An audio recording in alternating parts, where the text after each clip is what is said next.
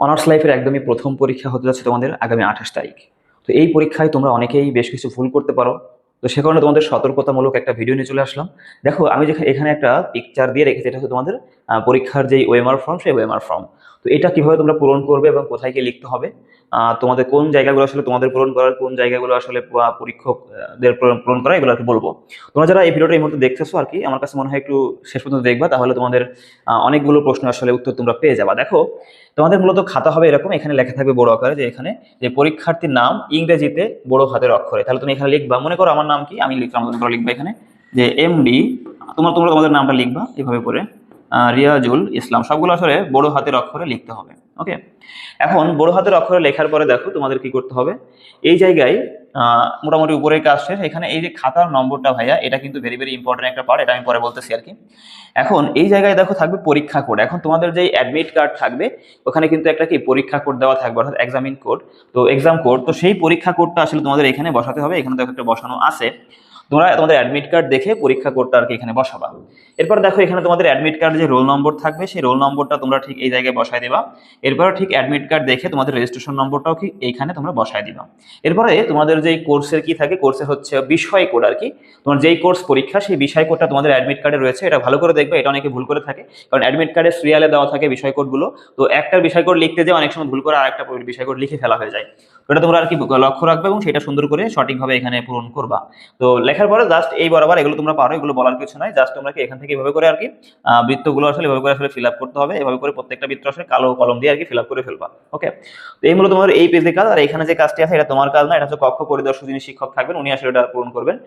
এই হচ্ছে মোটামুটি তোমাদের প্রথম কাজ। যেটা বলছিলাম, এই যে খাতার নম্বরটা তোমাদের খাতা পাওয়ার সাথে সাথে আর কি, মানে তোমাদের পরীক্ষা শুরু হওয়ার কিছুক্ষণের মধ্যেই বা পরীক্ষা কিছু আগেও আর কি, খাতা দেওয়ার পরই তোমাদেরকে একটা অ্যাটেন্ডেন্স শিট দেওয়া হবে। তো এই অ্যাটেন্ডেন্স শিটে তোমাদের যেটা করতে হয় সেটা হচ্ছে ওই নিজের সিগনেচারের পাশাপাশি নিজের খাতার নম্বরটা আসলে নিজেকেই লিখতে হয় ওই অ্যাটেন্ডেন্স শিটে। এখন তোমাকে এই খাতার নম্বর তুমি যদি কোনো ক্রমে ভুল করে ফেলো, তাহলে কিন্তু ভাইয়া তোমার খাতাটা অ্যাবসেন্ট হয়ে যাবে, তুমি কিন্তু অনুপস্থিত হয়ে যাবে।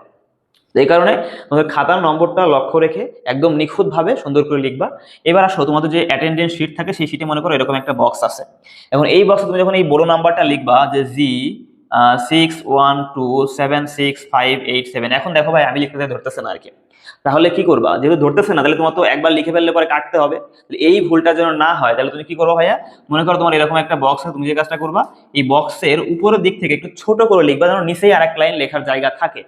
মনে করো তুমি এখানে লিখলে যে G61276588, মনে করো তিনটা থেকে গেছে, নিচে লিখে দিবে এখানে কত 712। ওকে, এটা খুবই গুরুত্বপূর্ণ একটা তথ্য ছিল, এটা তোমরা মাথায় রাখবা।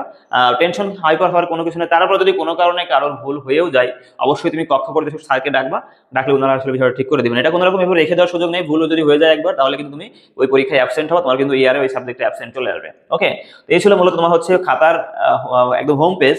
ভেতরের পেজে কি থাকে দেখো, আমরা দেখার চেষ্টা করি।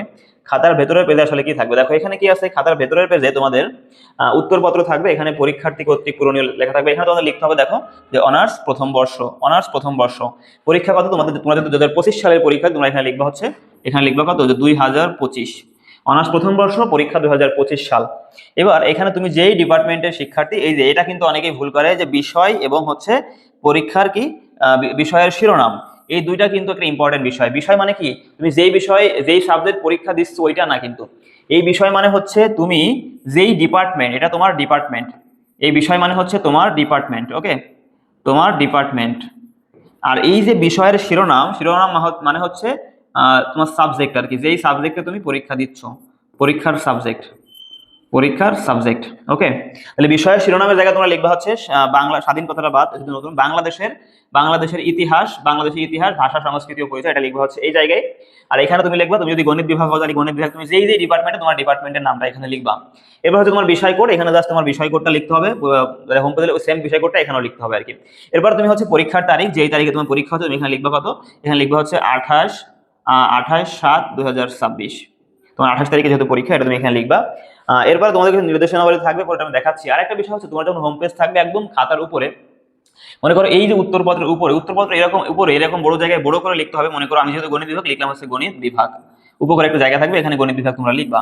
তোমার যার যার ডিপার্টমেন্ট সবার উপরে বড় করে তোমাদের টিচাররা বলে দিবে, তারপর আমি আগে থেকে বলে দিচ্ছি, একদম উত্তরপত্রের একদম উপরে বড় করে লিখে দেয় হচ্ছে কি, যে গণিত বিভাগ, বা তুমি যেই ডিপার্টমেন্ট আর কি তোমার সেই ডিপার্টমেন্টটা বড় করে লিখতে হবে। এই হচ্ছে মোটামুটি তোমাদের উত্তরপত্র লেখার নিয়ম। এরপর তোমাদের কিছু নির্দেশনাবলী আছে, সেগুলো তোমরা তোমাদের পরবর্তী পেজে গেলে পেয়ে যাবা। সেই নির্দেশনাবলীগুলো দেখো, আমি একটু দেখানোর চেষ্টা করি। এখানে দেখো তোমাদের বেশি আমার মনে হয় না দেখা যাচ্ছে, যেহেতু ক্যামেরা দূরে আমার লেখা বোঝা যাওয়ার কথা না, এগুলো নিয়ে ভিডিও বাড়াবো না। তোমরা জাস্ট তোমাদের উত্তরপত্র এখানে থাকবে, এগুলো তোমরা চাইলে এক এক পলক দেখে নিতে পারো, তাহলে তোমাদের আসলে অনেক কিছু ভুল হওয়ার সম্ভাবনা কমে যাবে আর কি। আর একটা বিষয় দেখো এখানে, একটা বিষয় লক্ষণীয়, সেটা তুমি যদি তোমার লুজ শিট লাগে অর্থাৎ অতিরিক্ত কাগজ লাগে, সেটা কি করবা, এটা খুবই ইম্পর্টেন্ট। তুমি যখন অতিরিক্ত কাগজ নিবা, সেই অতিরিক্ত কাগজের নম্বরটা দেখো ভাইয়া, তোমাকে কিন্তু এই জায়গায় লিখতে হবে। এই যে তোমার এই জায়গায় অতিরিক্ত কাগজের নম্বরটা এই জায়গায়, এই যে এখানে নম্বর আছে এক নম্বর। তুমি যদি একটা কাগজ নাও তাহলে প্রথম কাগজের নাম্বারটা 1 নম্বরে, দুইটা কাগজ নিলে দ্বিতীয় কাগজটা এখানে 2 নম্বরে, তিনটা নিলে 3 নম্বর, চারটা। অর্থাৎ তুমি যতগুলো অতিরিক্ত লুজ শিট নেবা, সেই লুজ শিটের উপর একটা নাম্বার থাকে, খাতার নাম্বার, সেই নাম্বারটা অবশ্যই এখানে মনোযোগ দিয়ে তুলতে হবে। এটা ভুলে গেলে কিন্তু তোমার লুজ শিটের ওই পার্টটা কিন্তু বাদ হয়ে যাবে। তার মানে কি, তোমাকে গুরুত্ব সহকারে খাতার নম্বরটা এখানে তুলতে হবে। কোনো কারণে ভুলে গেলে ওই খাতাটা তোমার যা যা লিখছো সব কিন্তু বাদ হয়ে যাবে। সুতরাং এগুলো তোমরা লক্ষ্য রাখবা। এই হচ্ছে মোটামুটি তোমাদের হচ্ছে খাতা বা তোমরা কিভাবে লিখবা এই নিয়ে আলোচনা।